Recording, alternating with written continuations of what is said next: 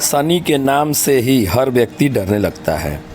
शनि की दशा एक बार शुरू हो जाए तो 7.5 साल बाद ही पीछा छोड़ती है। लेकिन हनुमान भक्तों को शनि से डरने की तनिक भी ज़रूरत नहीं। शनि ने हनुमान को भी डराना चाहा, लेकिन मुंह की खानी पड़ी। आइए जाने कैसे।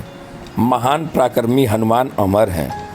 पवन पुत्र हनुमान रघुवर के कुमारों के कहने पर प्रतिदिन अपनी आत्मकथा का कोई भाग सुनाया करते थे। उन्होंने कहा कि मैं एक बार संध्या समय अपने आराध्य श्री राम का स्मरण करने लगा तो उसी समय ग्रहों में पाप ग्रह मंद गति सूर्य पुत्र शनि देव पधारे। वह अत्यंत कृष्ण वर्ण के भीषणाकार थे। वह अपना सिर प्रायः झुकाए रखते हैं। जिस पर अपनी दृष्टि डालते हैं वह अवश्य नष्ट हो जाता है। शनिदेव हनुमान के बाहुबल और पराक्रम को नहीं जानते थे।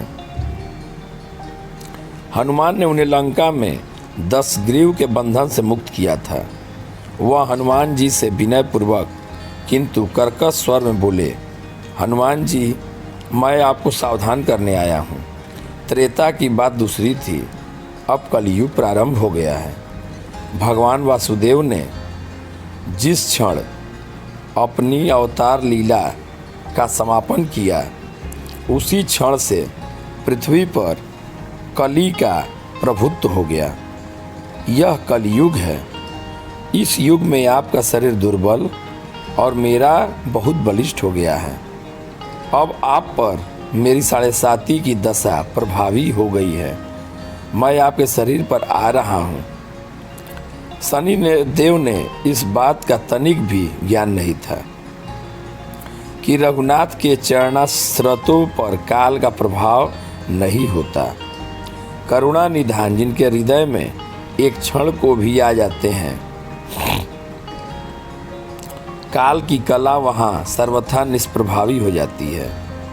प्रारब्ध के विधान वहाँ प्रभुत्वहीन हो जाते हैं। सर्वसमर्थ पर ब्रह्म के सेवकों का नियंत्रण संचालन पोषण प्रभु ही करते हैं।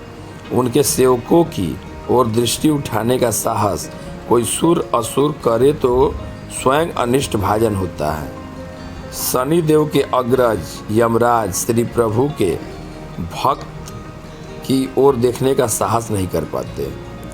हनुमान जी ने शनि देव को समझाने का प्रयत्न किया, पर आप कहीं अन्यत्र चले जाएं। ग्रहों का प्रभाव पृथ्वी के मरणशील प्राणियों पर ही पड़ता है। मुझे अपने आराध्य का स्मरण करने दें। मेरे शरीर में श्री रघुनाथ जी के अतिरिक्त दूसरे किसी को स्थान नहीं मिल सकता। लेकिन शनि देव को इससे संतोष नहीं मिला। वह बोले, मैं सृष्टिकर्ता के विधान से विवश हूँ। आप पृथ्वी पर रहते हैं, अतः आप मेरे प्रभुत्व क्षेत्र से बाहर नहीं हैं। पूरे 22.5 वर्ष व्यतीत होने पर 7.5 वर्ष के अंतर से 2.5 वर्ष के लिए मेरा प्रभाव प्राणी पर पड़ता है, किंतु यह गौण प्रभाव है। आप पर मेरा 7.5 आज इसी समय से प्रभावी हो रहा है। मैं आपको शरीर पर आ रहा हूँ, इसे आप टाल नहीं सकते। फिर हनुमान जी ने कहा, जब आपको आना ही है तो आइए। अच्छा होता कि आप मुझ वृद्ध को छोड़ ही देते। फिर शनिदेव ने कहा, कलयुग में पृथ्वी पर देवता या उपदेवता किसी को नहीं रखना चाहिए।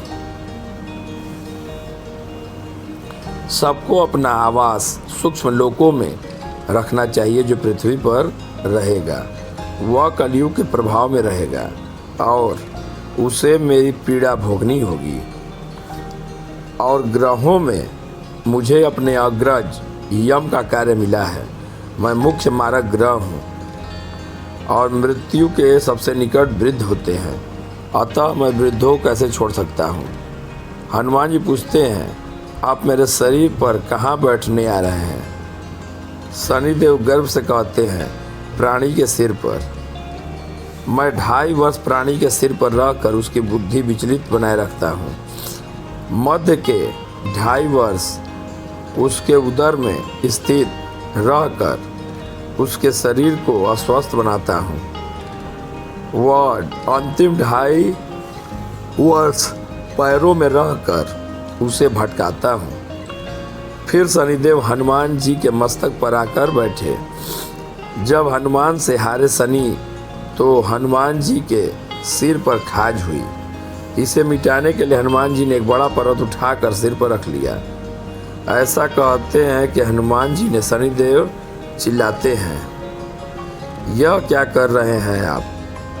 फिर हनुमान जी कहते हैं, जैसे आप सृष्टिकर्ता के विधान से विवश हैं वैसे मैं भी अपने स्वभाव से विवश हूँ। मेरे मस्तक पर खाज मिटाने की यही उपचार पद्धति है और आप अपना कार्य करें और मैं अपना कार्य। दूसरा पर्वत उठाकर सिर पर रख लिया।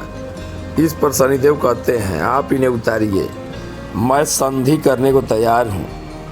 उनके इतना कहते ही हनुमान जी ने तीसरा पर्वत उठाकर सिर पर रख लिया।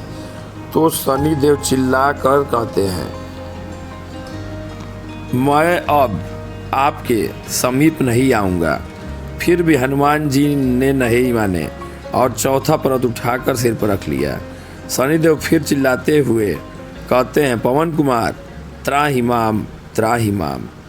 रामदूत आंजनेय नमः। मैं उसको भी पीड़ित नहीं करूँगा जो आपका स्मरण करेगा। मुझे उतर जाने का अवसर दें। हनुमान जी कहते हैं, बहुत शीघ्रता की, अभी तो 5वां पर्वत शिखर बाकी है। और इतने में ही शनि मेरे पैरों पर गिर गए और कहा, मैं सदैव आपके दिए वचनों को स्मरण रखूंगा। आघात के उपचार के लिए शनिदेव तेल मांगने लगे। हनुमान जी तेल कहाँ देने वाले थे, वहीं शनिदेव आज भी तेल दान से संतुष्ट होते हैं।